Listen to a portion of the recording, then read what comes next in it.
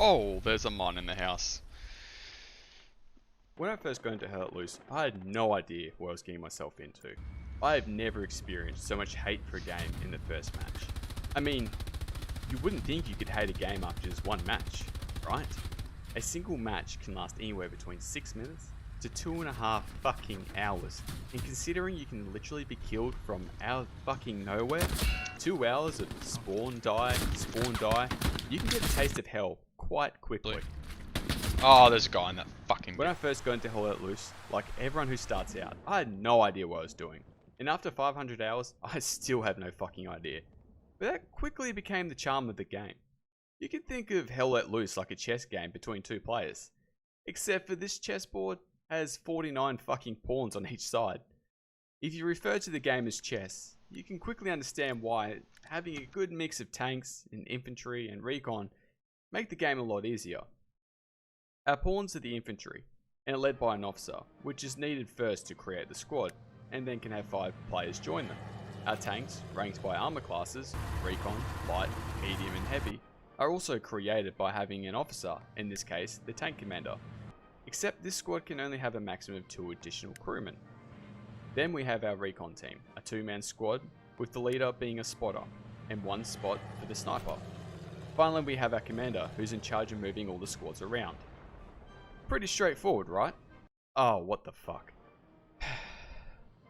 We have a commander which has 2 loadouts, officer which has 3 loadouts, rifleman with 3 loadouts, assault with 4 loadouts, automatic with 3 loadouts, medic with 2 loadouts, support with 3 loadouts, machine gunner with 2 loadouts, anti-tank with 3 loadouts, engineer with 2 loadouts, tank commander with 2 loadouts, crewman with 2 loadouts, spotter with 2 loadouts, sniper with 2 loadouts.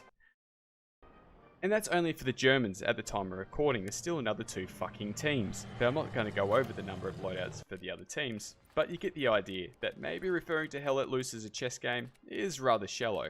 With each loadout for each of the 100 players, everyone starts to get their particular strengths and weaknesses. Not only does it add to the complexity of the game, but it also makes things that much more interesting. Don't have anything to handle tanks? Then you better not go anywhere near those fuckers. Have too much support and not enough bullets to send flying over enemy lines? Enjoy having your position suppressed. Ah, suppression. Oh shit. The first game I ever joined, about 10 minutes into the match, I heard a low flying plane overhead. Now, I remember saying that the sound effects in this game are simply magnificent, but that's an understatement. You can go from sounds like this to this. Nope, that's behind us now. That was 2 shots. Infantry can't south see of 'em. ours, pushing to the north. Too much smoke. It's literally the gates of hell open up from all the fuck around you. Which brings me back to suppression. A good chance if you hear it near you, you're getting suppressed. The screen blows out and trying to get a shot off from a weapon is almost fucking impossible. You could be running around with a Tommy gun, hip firing for days on end, and still manage to get suppressed by a sniper that's over 400 fucking meters away.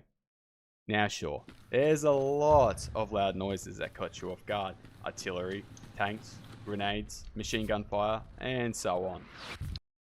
But the one sound that still catches me off guard to this day, and still makes me jump, is the sound of a headshot. But this goes both ways. Landing a headshot on an enemy means that you hit them, and you've not given away your position. Oh, did get the headshot though. As normal wounds will normally give you a hit indicator of where you've been shot. Of course you can still hear the crackle of whichever gun's used, but you haven't given away your position, which is the overall goal. Then the receiving end, the loudest and most irritating noise, the ting. There's a reason why in Hell Let Loose, the Steam reviews, you often see people referring to this game as the ting simulator. And it's often a good way to tell who's dying a lot. I mean, I'm not judging. I'm glad there's no way to track your career fucking kill-death ratio because I'm sure I would have found a way to be in the negatives. On a totally unrelated topic, friendly fire. If you're an anti-tank player or an artillery player, fuck you.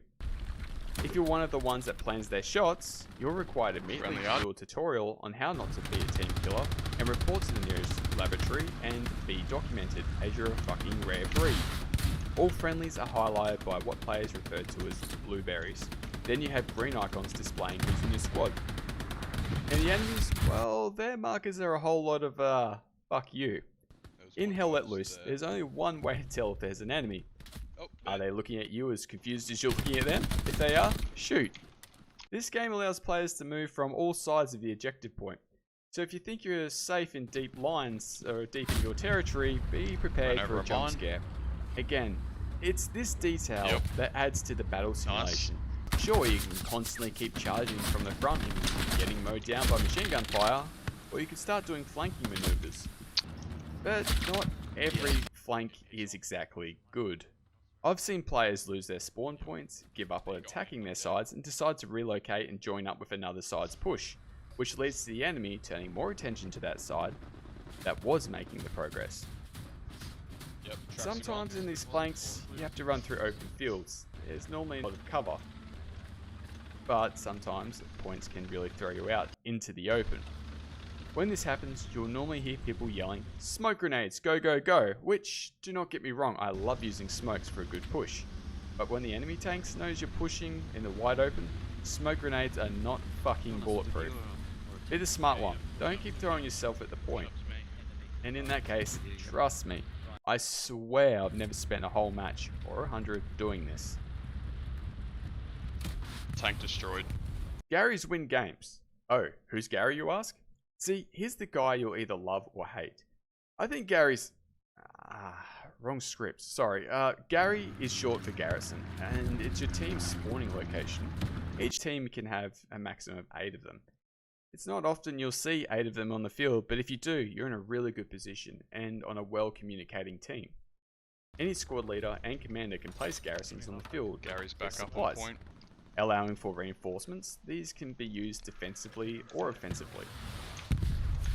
They have to be at least 200 meters away from one another, with the exception of default spawns, which is a game mode specific thing, so I won't be going into detail about that. But to save some time, supplies can be dropped by the commander or support role infantry, or by supply trucks. A garrison in friendly territory costs 50 supplies, a garrison in enemy territory is 100 supplies. Supply drops from different sources is 50 from your support infantry, 100 from your commander, and 150 from the supply trucks. And each drop has different difficulties of being achieved. Trucks drop more supplies. Should a garrison be destroyed, it leaves enough supplies behind for another. But they're noisy and can easily be spotted by anyone who's watching a truck trying to achieve that flanking Gary.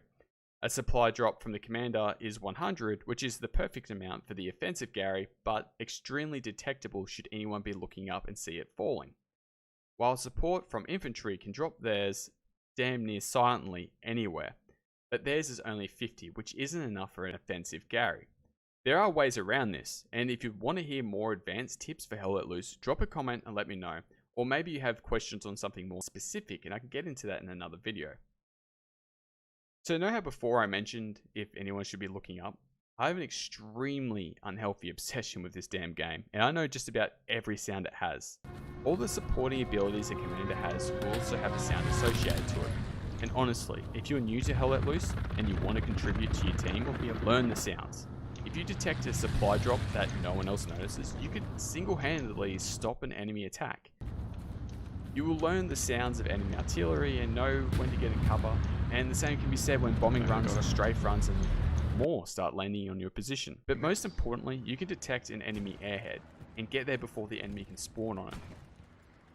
See, enemy airheads allow an entire team to spawn on a temporary garrison that's dropped from the sky. Think of this as being paratroopers. Yeah, those crazy fuckers, frothing at the mouth and ready to shoot anyone that they jump in on. Just like here. Fucking 50 meters now, so they should be able to get on it. Oh shit! I need you to push up. Those tanks are... No. They spawned on it and we dropped every one of them except for 2.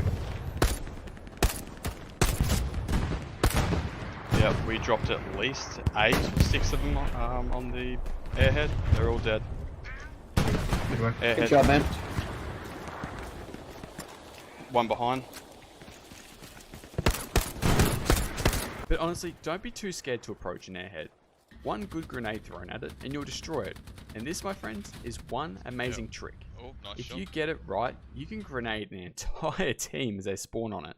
And I mean, I don't encourage toxic plays, but sometimes shit happens. Never underestimate your grenades. I've not had many grenade kills in Hell Let Loose, but it's always been enough to make an enemy hiding in a trench or behind a tree camping to get up and run. And that's when my rifle's ready, out and waiting for them to make that move. While they can't destroy garrisons like AT or tanks can, they can also provide extra support from when you're charging an enemy position. Just, Christ, don't throw them when your team's trying to make a push into a type space. The chosen style of graphics with this game pace, the UI, and everything tied in together truly makes this game feel and look fantastic. Somehow this game can go from having camouflage and also making things just pop out, all on the same model. The environment is incredible. For a first person shooter, everything just blends in so well, and maybe sometimes a little too well. And you know, I have a suggestion for the devs.